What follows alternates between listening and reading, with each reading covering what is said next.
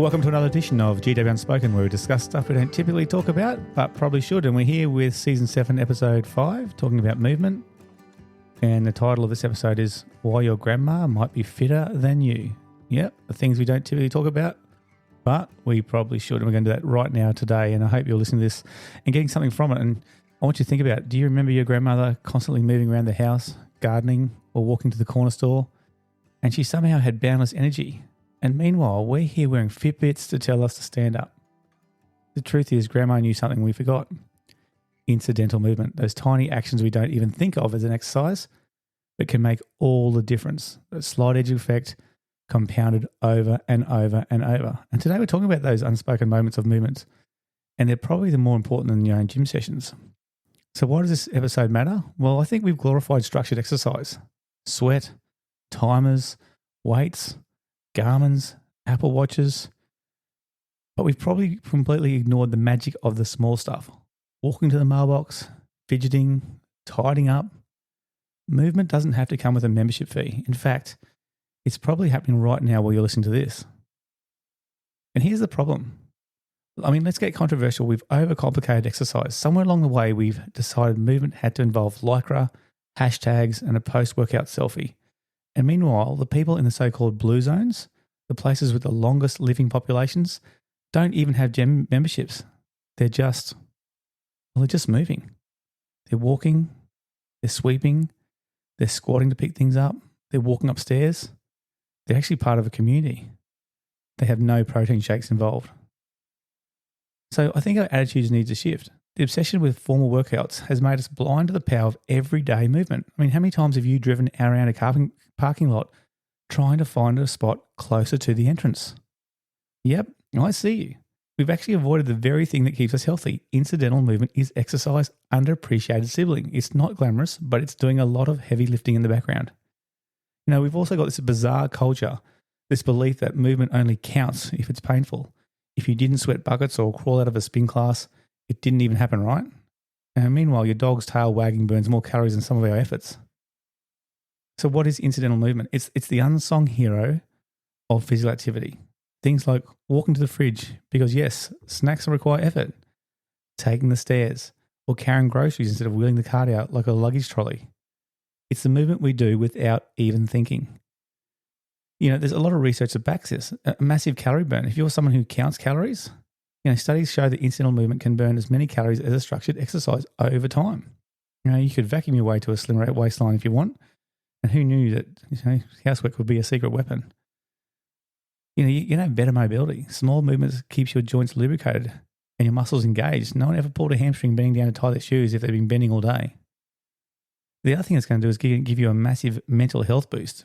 It's not just physical. Moving around releases those feel-good chemicals, even if you're just dancing while you're folding the laundry. You know, so how do you embrace this incidental movement? You know, how about number one, rethink your environment. Design your life to include movement. Take the stairs. Don't take the elevator. I saw an awesome sign once when I was going to university, and down the bottom of this escalator it said 90% of people live longer if they take the stairs, and there was the stairs right beside the escalator. And people started taking it. Like you look at it, and if you did a study, it'd be 85% of people then started using the stairs. All right? So think about your environment. Take the stairs. Rearrange your living room without calling someone for help. Yes, you're allowed to sweat doing that stuff. You know, ditch the shortcuts. If your house has a dishwasher and you're still eating off paper plates, maybe we need to talk. You know, washing dishes is still cardio. Over time, it's going to actually burn calories while you're moving. You know, another one which is really funny is you could try doing fidgeting for fitness. You know, tapping your feet, pacing during phone calls. You know, twirling your hair may annoy everyone, but guess what? You're still moving. Just do something. Move something that's going to burn calories. Do something that's actually going to make you feel good with those endorphins going through your body. You know, I once tried to avoid incidental movement altogether for a week, just as an experiment, just to try it.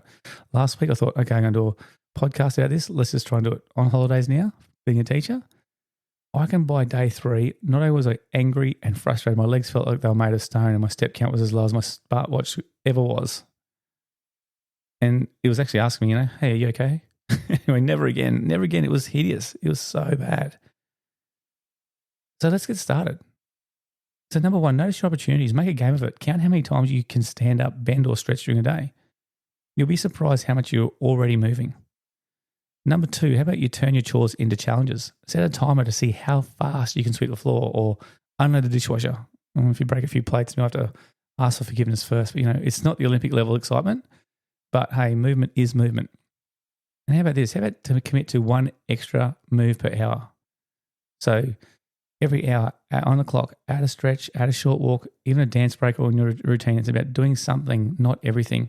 I want to challenge you about something. So I remember one time someone said to me, when you walk and do things, like you have to walk to the shops or walk to your work or wherever you're going to pick up the kids, say, if you walked twice as fast, you'd be twice as efficient. You'd have more time to yourself. You'd actually be healthier because you're actually burning more energy and more carbs and you actually feel better.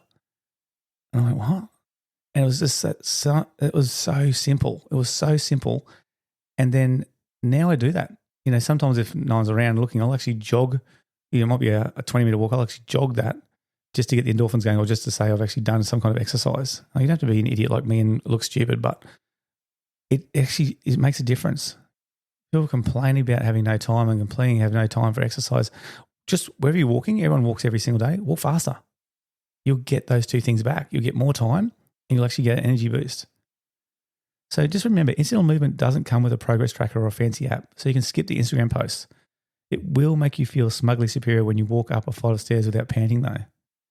Now here's some ideas for your journal prompts. And remember, writing down journals, it's really important. It actually makes us feel good. It actually gets things done when you actually write down goals. Keith Abraham says that.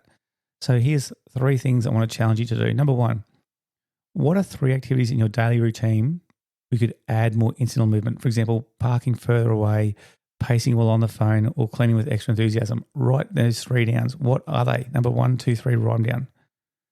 Number 2, how do you currently feel about movement in your day-to-day life? Write down 1 belief or habit you could shift to embrace the value of small actions. Do you dread the gym? Do you dread going to do a run? Do you dread walking the dogs because effort and it's hot out there and it's humid in summer in Australia? What is something you can do in your day-to-day life where you actually change your belief and go, you know what? I'm actually going to walk faster today and just see how I feel and put some nice music on.